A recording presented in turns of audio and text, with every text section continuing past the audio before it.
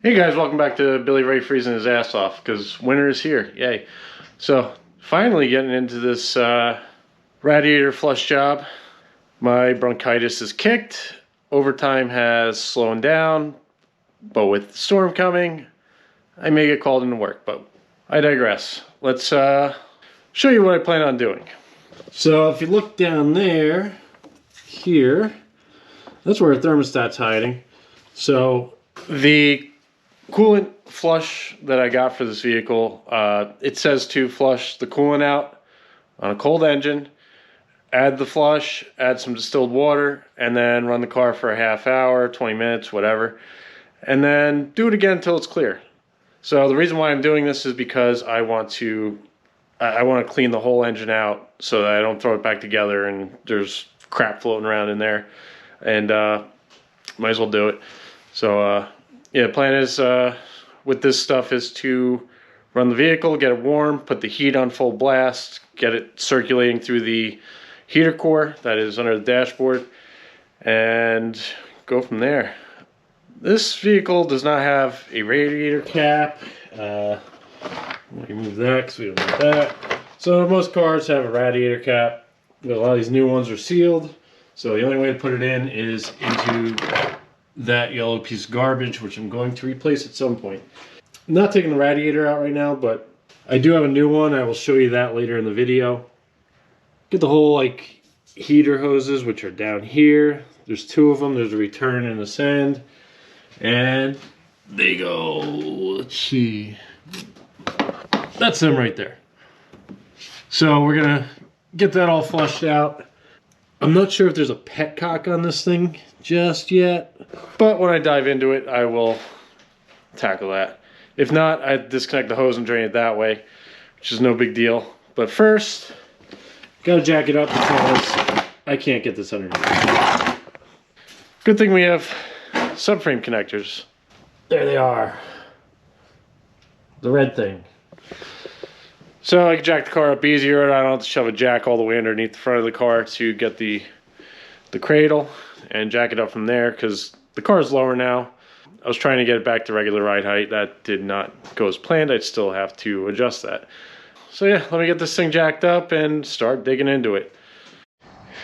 Alright guys, just to clarify, I'm assuming that these little caps were for the transmission cooler, because there's two of them. There's one on the top, one on the bottom. I didn't notice the one on the top because it was buried. So I believe these are transmission coolers for the automatic transmission. Don't got one of them, so just gonna leave these off. Gonna have to do this the old school way and pop the hoses off and drain it out that way. So yeah, I was trying to start the vehicle. Battery's dead, so a little trickle charger action. So yeah, I'm gonna take the hose off and just drain it that way. It's the only thing I can think of. So I was kind of getting scared there. I was like, oh my god, I didn't have fluid in my friggin' radiator, and I've been driving it around like that. I damaged the engine, but that's what I'm assuming is that's for the transmission, the automatic transmission cooler. So yeah, on the new Mishimoto radiator, it has a spot for the automatic transmission cooler. Except we're not using that, so you may want to save these little plugs to plug that up. If that is the case, where I put the other one, I'll put that there. Just pop a hose off, preferably the bottom one. So if you look straight down, there is a clamp down there. Let's see if I can point to it right there. I'm going to loosen that. I don't know who put that on, but apparently I got to do it from up here. And I'm going to try and wiggle that hose off, either from that location or the location on the radiator. Probably the radiator, or both, who knows. And then once that's drained out, gonna get the thermostat out so we can flush the coolant a lot better. So, stand by, gonna get this going.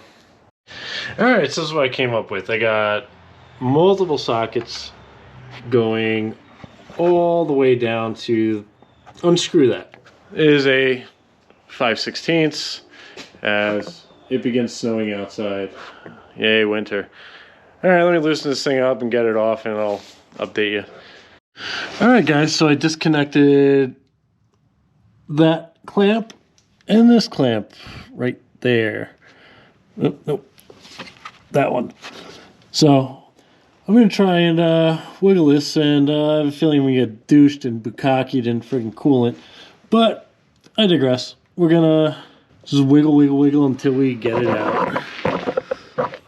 So hopefully I don't get a burn. Let's see, just get this in there and just put, oh yeah, it's going. Just don't want to break the radiator. This is coming off way easier than I thought. Up that goes. And also remember, take the lid off of the coolant catch container. The overflow tank, take that off so that you get good airflow. Because it's a sealed system, and yeah. Alright, so this is it's gonna go. I have a feeling it's gonna splash everywhere. But let's keep going. There it goes. We'll just let that do that for a little bit.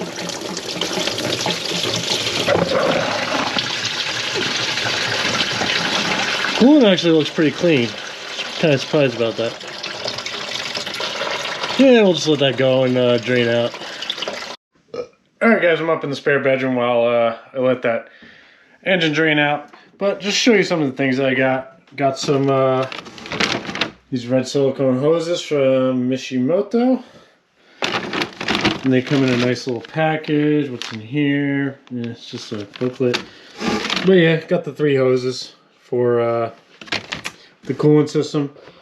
Now I am going to replace like the heater core hoses because they're old. And anything else associated with the cooling system I'm going to swap out.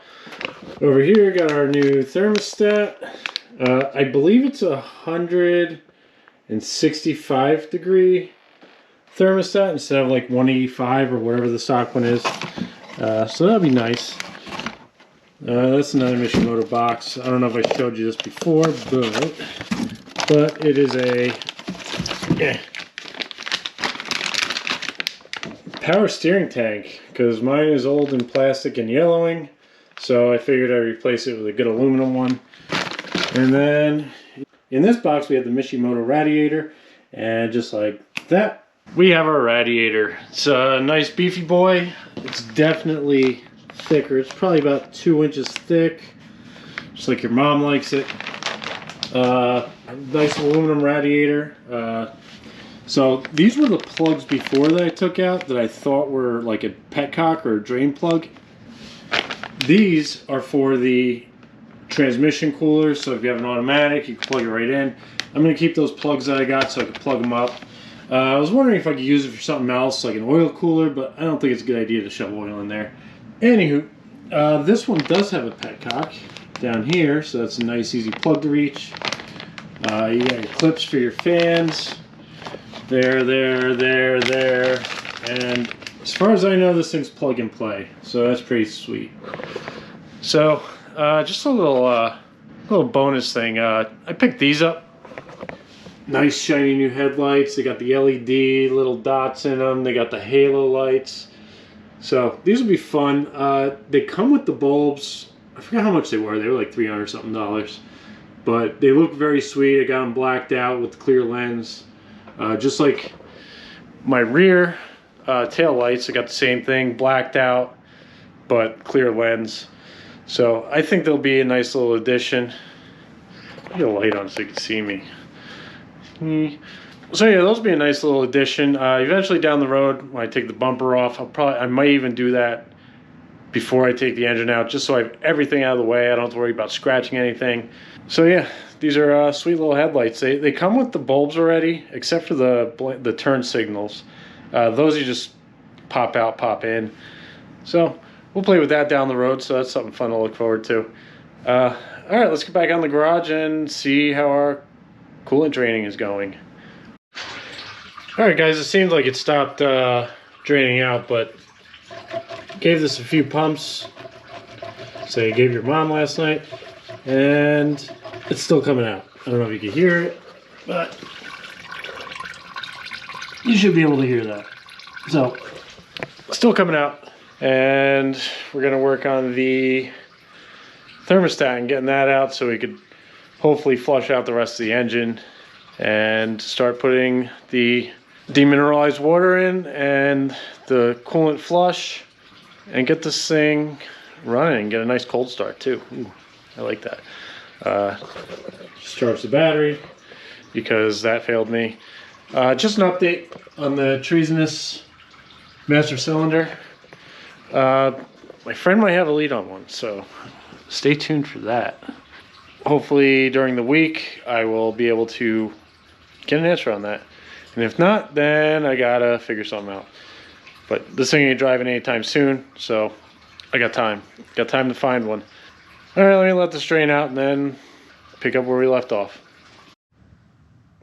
All right, guys.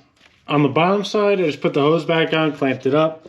Now I'm gonna remove the thermostat housing. So as you can see right here, thermostat is in there. You have two 10mm bolts, one you can't see, one's right there. I just disconnected this hose just so I can get more access, because with it like that, it's a pain in the butt. So it's out of the way now. Hopefully, well, I'm gonna have to manually do it, but whatever. So anyway, let's get this thing out. Ooh, 10mm.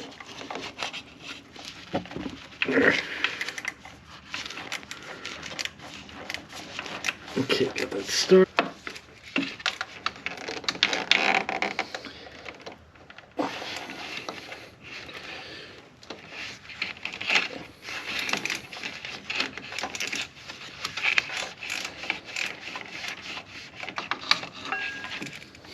Okay, let's see if we could spin it out by hand.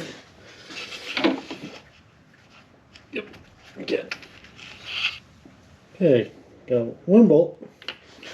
And we'll continue to work on this other one. Two.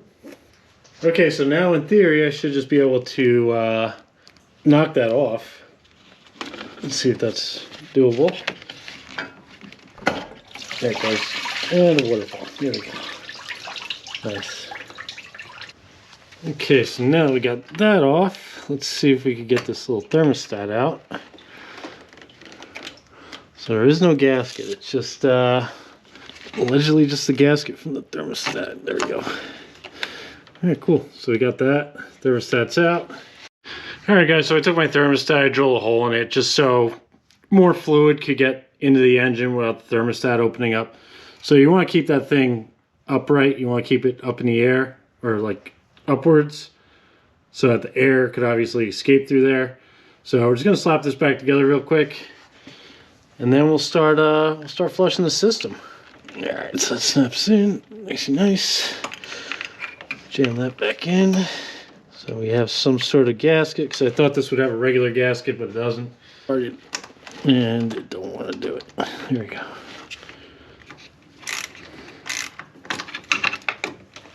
Stick the bottom one in. Hopefully we can start this by hand. I can't see, so let's get you in there.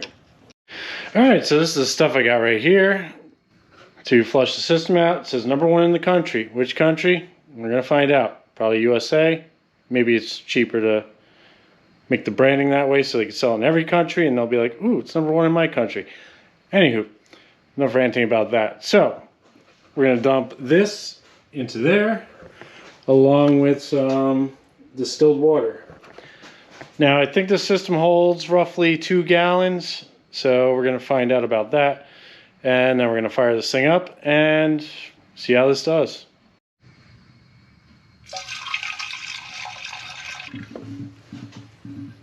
Oof, smells like shit.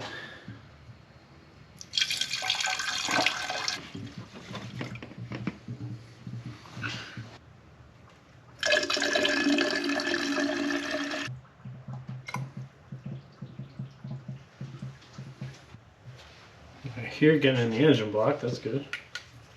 Alright guys, put some water in there, and we're going to start it up and see what we can get. And it is snowing out.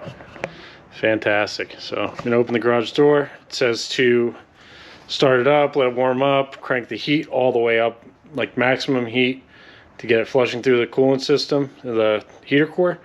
And we're going to go from there. So while we're doing that, we'll get some cold start footage.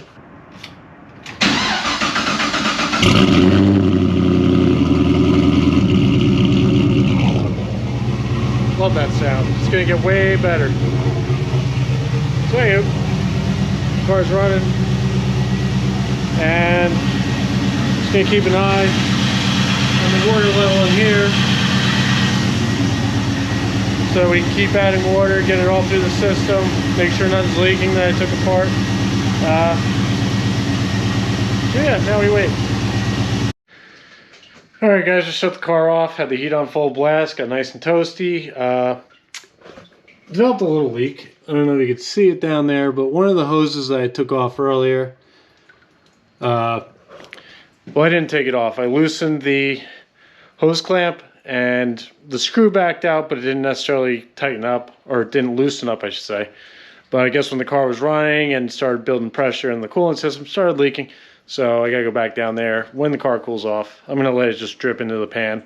So yeah, gonna flush it out again after it cools off. I'll add more coolant or water, and see if we can do this. Maybe I used 1.5 gallons, I want to say, of the distilled water.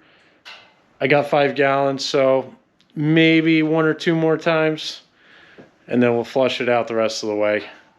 We'll come back to this when it cools off, and at least I don't have heat in my garage, so at least the engine's putting off some heat. So yeah, we'll revisit that. Alright guys, I'll let the car cool off a little bit. Flushing it out again. So, I'm gonna do this probably 2 more times. I don't want to bore you with all that. Alright guys, just flushed it for the, well, drained it for the 3rd time, putting it in for the 4th time. Just gonna run it and drain it, and after I drain it, that's gonna be it. If you are just flushing your system, just do it that way. Put it back, clamp it up, fill it up with coolant, you're good to go.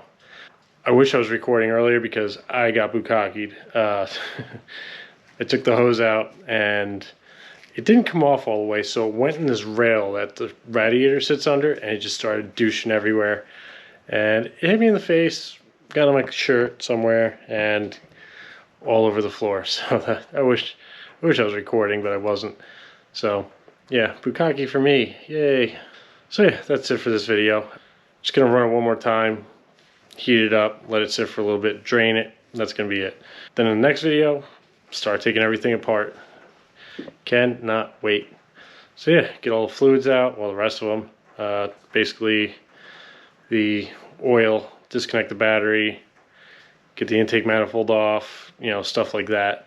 And start breaking it down. Disconnect fuel lines and just go from there. Just chug along till we're ready to take the engine out. I'm not sure if you could do it, but I don't know if I take like the heads, the intake off. I don't know if you could reach the engine to disconnect it from the transmission. But if you can, may go that route. If not, I'll have to jack it up, get the transmission out, and you know, all that fun stuff. So I've taken the transmission out before, but I had it jacked up, pulled it out, had to swap the clutch, the flywheel, well, I had to swap the slave cylinder for the clutch. And so yeah, that's what I had to do before. I just left the engine in, or I could take it all out in one shot. Not sure what's the best way to go about it. I guess I'll know more once I get everything cleared out. You know, as far as the radiator and, you know, the water pump and some of the other stuff out of the way, maybe I could do that, but I don't know. I'll figure it out though. Probably going to end up pulling the transmission and then the engine, but we'll see. Got plenty of time to think it over.